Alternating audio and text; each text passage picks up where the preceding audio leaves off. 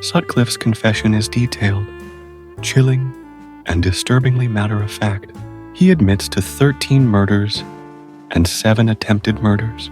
He describes each attack with clinical precision: the stalking, the luring, the violence. He claims God told him to do it, to rid the world of prostitutes. When his interrogators point out that several victims weren't sex workers, he stumbles. The divine mission narrative cracks. Psychologists later suggest he may have experienced genuine auditory hallucinations, but that his motives were also rooted in sexual inadequacy and a deep-seated misogyny. Sutcliffe had a history of visiting prostitutes himself, reportedly experiencing humiliation and rejection. Did he kill out of religious delusion or personal vendetta? Maybe both. Maybe neither explanation fully captures the twisted logic of a serial killer. What's undeniable is this: he knew what he was doing. He planned, he hunted, he hid. That's not psychosis, that's control. The trial begins in April 1981 at the Old Bailey in London. Sutcliffe pleads not guilty to murder, but guilty to manslaughter on the grounds of diminished responsibility.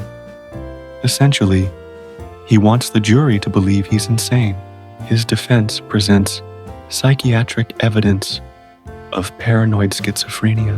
The prosecution argues he's fully aware of his actions, a sadistic killer hiding behind a convenient excuse. The jury deliberates for 6 hours. Their verdict: guilty on all 13 counts of murder. The judge, Mr. Justice Borum, sentences Sutcliffe to 20 concurrent life terms, with a recommendation he serve at least 30 years. Later, the Home Secretary increases that to a whole life tariff, meaning Sutcliffe will never be released. Initially sent to Broadmoor Hospital, a high-security psychiatric facility, after being diagnosed with schizophrenia, he's transferred to a regular prison in 2016 when doctors decide he's no longer mentally ill. He dies in November 2020 at age 74 from COVID-19 complications, having spent nearly 40 years behind bars. Justice served? For some families, perhaps. For others, no punishment could ever be enough. But here's where the story doesn't end cleanly. After Sutcliffe's conviction, questions explode. How did he slip through 9 police interviews? Why did the hoax tape derail the investigation so catastrophically? An official inquiry led by Sir Lawrence Byford in 1982 uncovers systemic failures, poor communication between police divisions, over-reliance on the hoax tape, investigative tunnel vision. The report's full findings remain partially classified even today. Why? What else are they hiding? Some retired detectives later admit they had Sutcliffe's name on shortlists, but were overruled by superiors fixated on the Wareside connection. Then, there's the gender issue. Multiple critics argue that because early victims were sex workers, police didn't prioritize the case until innocent women died. Would the response have been faster if the first victim had been a teenager like Jane MacDonald? It's an uncomfortable question, but it lingers, and it matters because it speaks to who we deem worthy of protection. There are also whispers, unproven but persistent, that Sutcliffe might have killed more than 13 women. Detectives reinvestigated unsolved murders in the years after his conviction, looking for his signature hammer and knife method. Some cases bear eerie similarities, but lack definitive proof. Sutcliffe himself denied additional murders, though serial killers aren't always forthcoming. Could there be unmarked graves, unidentified victims, families still waiting for answers? It's possible, and that possibility is perhaps the most haunting aspect of all. Not the horror we know, but the horror we might never uncover. How many monsters walk among us, their full tallies never revealed? How many cases sit cold because one crucial piece of evidence was overlooked, one witness disbelieved, one detective too overwhelmed to connect the dots? Let's also talk about Sonia Sutcliffe, Peter's wife. She maintained she had no idea her husband was the Yorkshire Ripper. She was at home, teaching school, living what she thought was a normal marriage. After his arrest, she was hounded by media, accused of willful ignorance or worse. She divorced him in 1994, but endured decades of public scrutiny. Some believe her, others don't. Could you live with someone capable of such evil and not sense it? Or is compartmentalization that powerful? Sutcliffe apparently kept his work tools, including the hammer, in his garage. He'd come home, wash up, eat dinner, watch TV. The banality of evil isn't just a phrase, it's a lived reality, and it forces us to confront an unsettling truth. The worst people often look the most ordinary. Your neighbor, your coworker, the guy who fixes your car, any of them could be hiding darkness. How do we reconcile that with the need to trust, to function in society? We can't live in constant suspicion, but blind trust can be deadly. It's a tightrope we all walk, mostly unaware. Let me take you back to one more victim, because she represents the case's tragic randomness. Jacqueline Hill, the final victim, murdered on November 17, 1980. She was walking home from a student function, just a short distance to her flat. Sutcliffe struck her on a wasteland near the university. Her body was found the next morning. Jacqueline was engaged to be married, top of her class, beloved by everyone who knew her. Her death galvanized massive public outcry. Students protested the police's failure to protect women. The Home Secretary faced calls to resign. If ever there was a tipping point, it was Jacqueline's murder. And yet, Sutcliffe evaded capture for another 6 weeks. 6 weeks. How many more women might he have killed if that traffic stop hadn't happened? The answer keeps seasoned detectives awake at night. Now, let's step back and look at the bigger picture. The Yorkshire Ripper case reshaped British policing. It led to the creation of computerized information systems like the Home Office Large Major Inquiry System, HOMES, to prevent the kind of data overload that crippled the Ripper Squad. It highlighted the need for interagency cooperation, psychological profiling, and better forensic training. It also sparked crucial conversations about how society views sex workers and violence against women. To this day, the case is studied in criminal justice courses as a textbook example of what not to do. And yet, with all those lessons learned, do we still make the same mistakes? Look at any modern cold case backlog, any underfunded police department, any marginalized community whose missing persons barely make the news. The systemic issues that allowed Sutcliffe to kill 13 women haven't vanished. They've just shape-shifted. We've improved, sure, but we're far from fixed, and that should worry you. So where does that leave us? Peter Sutcliffe is dead. His victims are long buried. Their families still carry the weight of loss. West Yorkshire has moved on, gentrified, modernized. But the shadow of those years lingers in local memory. Older residents remember the fear, the curfews, the sense that nowhere was safe. Younger generations know the name only from documentaries and true crime podcasts. But the lessons, the warnings, remain urgent. Evil doesn't announce itself. It blends in. It smiles. It offers you a ride on a cold night.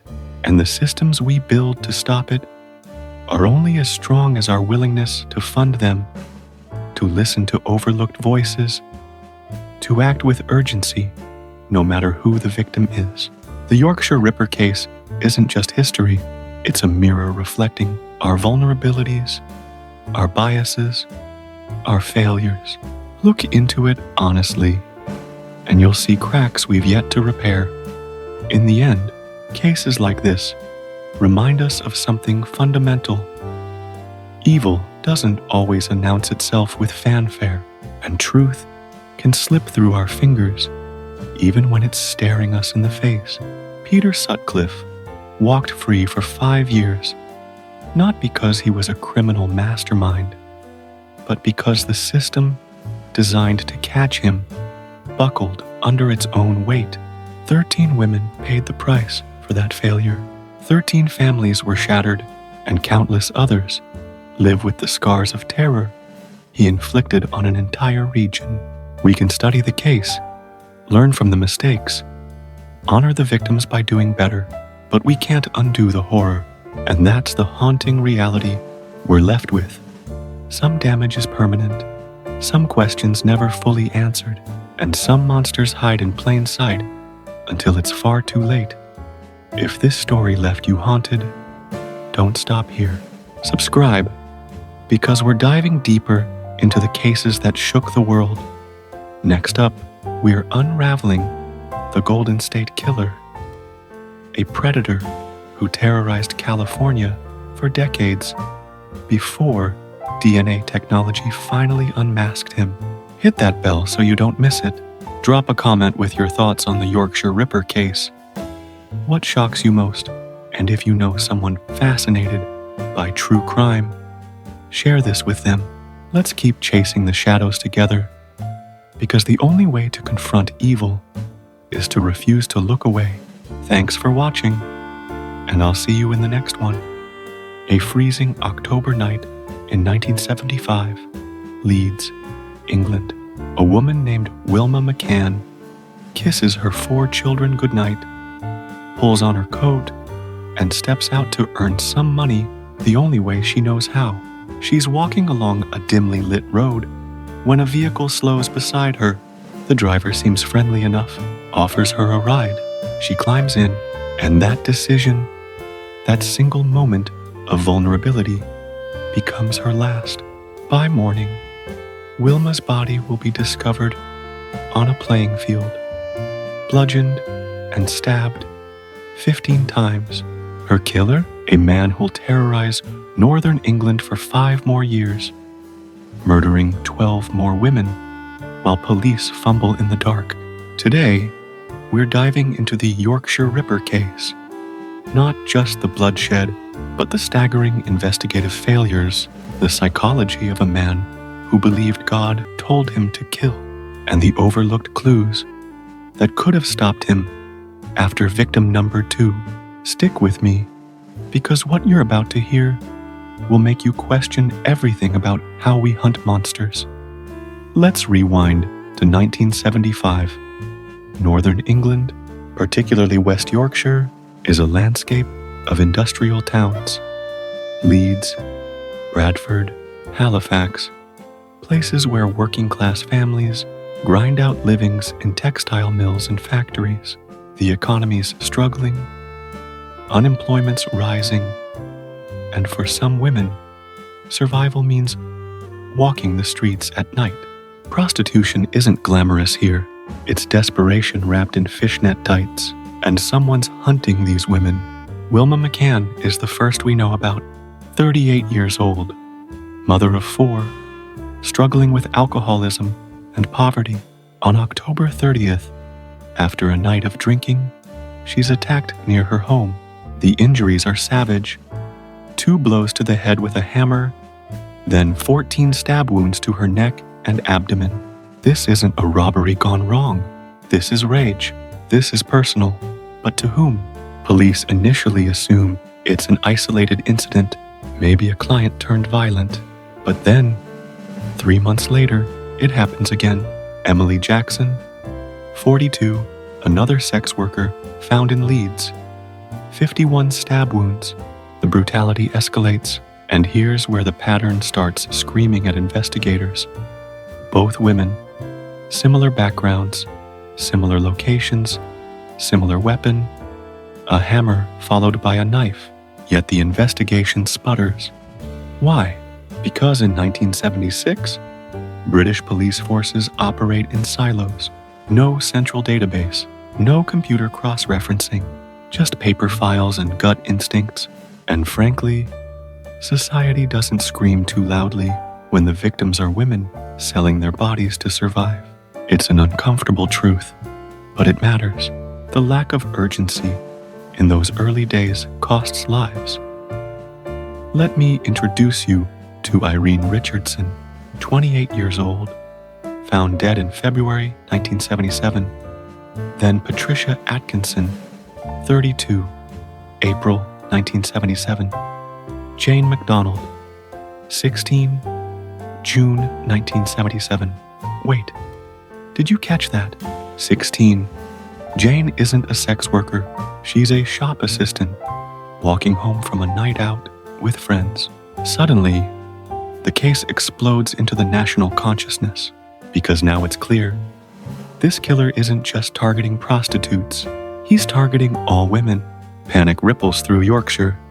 Women start traveling in pairs, taxi bookings soar, and the media gives the killer a name that'll haunt a generation.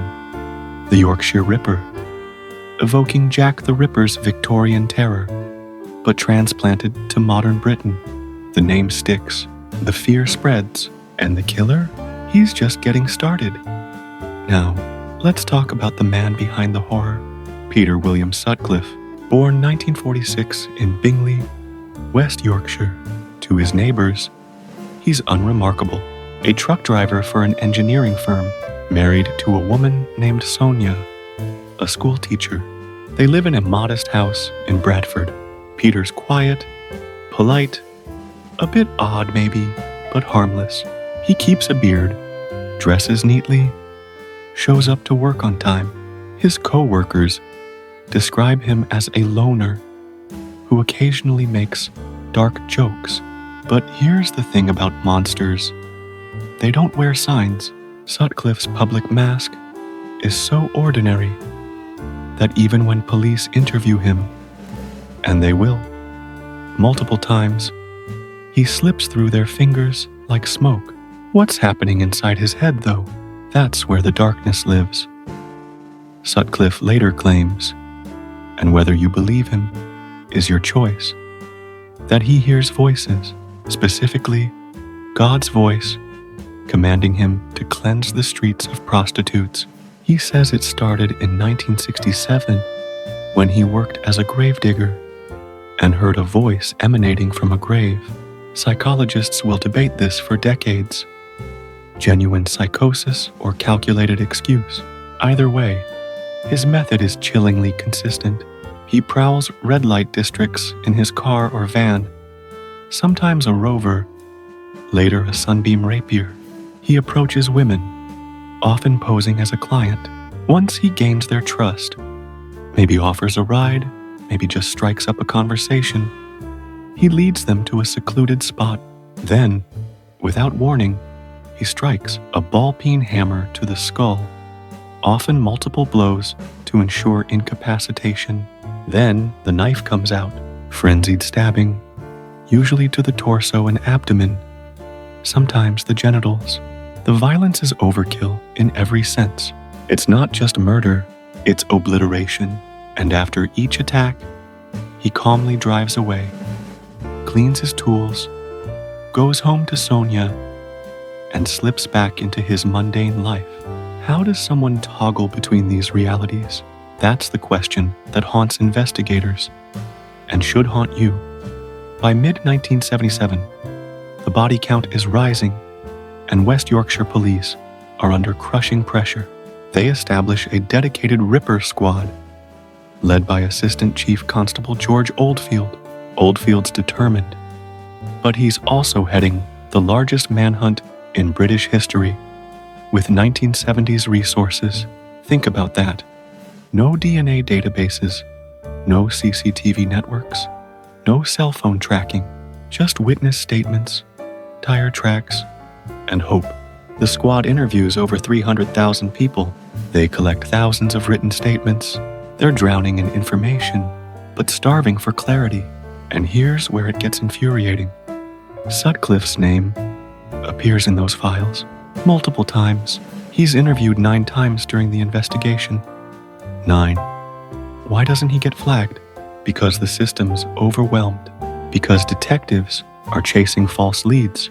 And because of one catastrophic red herring that derails everything. Enter the hoaxer.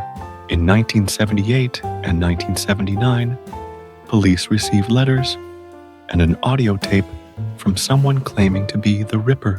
The tape, sent to George Oldfield personally, features a man with a Wearside, Northeast England, accent, taunting police. "I'm Jack.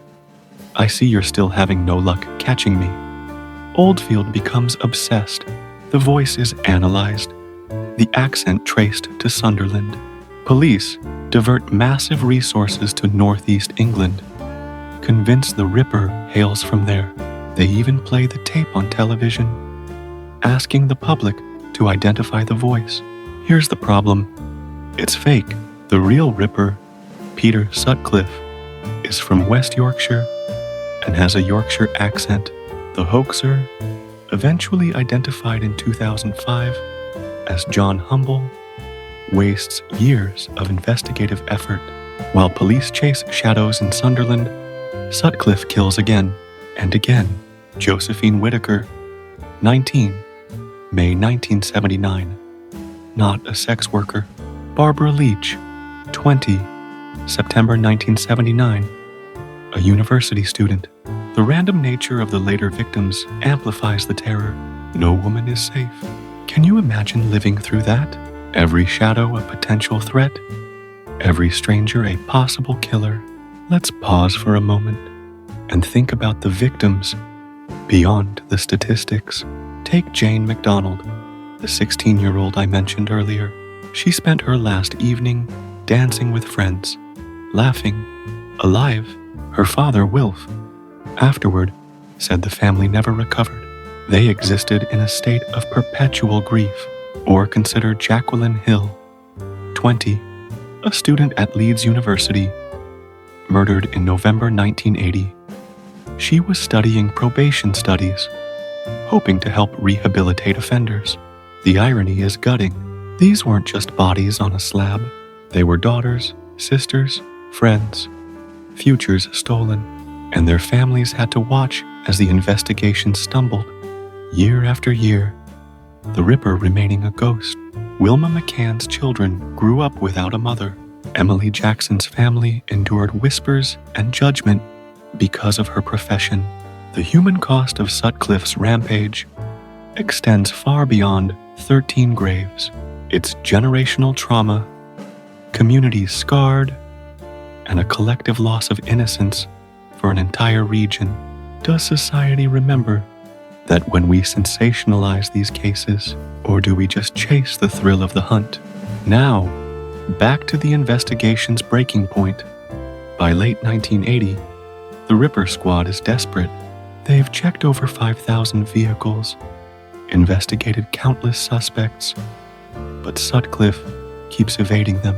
Then, on January the 2nd, 1981, 2 patrol officers in Sheffield, Sergeant Robert Ring and Constable Robert Hides, are doing routine checks.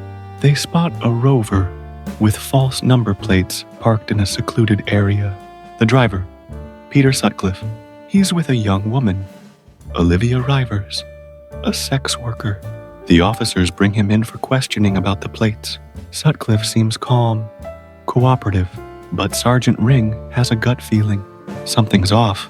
He checks the Rover's registration and discovers Sutcliffe's been interviewed before in connection with the Ripper case. Alarm bells start ringing. Meanwhile, Sutcliffe asks to use the toilet and is allowed to step outside briefly. What the officers don't realize yet is that he's ditched a hammer and knife near an oil tank. The next day, A more thorough search begins. They find the weapons. They bring Sutcliffe back in, and after 2 days of questioning, on January 4th, 1981, Peter Sutcliffe confesses. Just like that, 5 years of terror, and not with brilliant detective work, but with a routine traffic stop and a cop's instinct. Does that make you feel safer? Or more terrified about what else might slip through the cracks?